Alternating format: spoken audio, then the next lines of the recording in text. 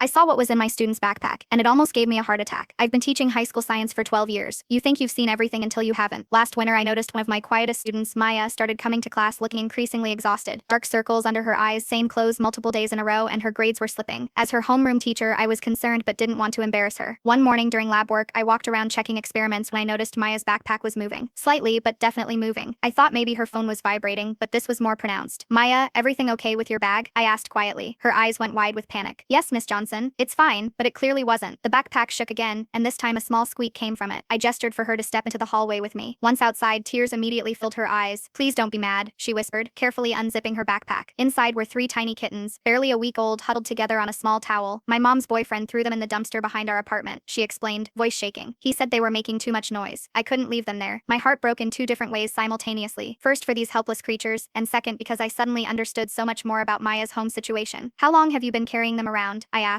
3 days. I've been feeding them with an eyedropper every 2 hours. That's why I keep asking to go to the bathroom. I called our school counselor immediately. Within hours, we had contacted animal services who found a foster placement for the kittens. But more importantly, Maya's situation prompted a welfare check that eventually led to her moving in with her grandmother. Maya started coming to school early to help me set up lab experiments. Her grades improved, and she's now considering veterinary medicine as a career. Sometimes what you find in a student's backpack isn't what you fear, but it still changes everything. Those kittens saved Maya as much as she saved them.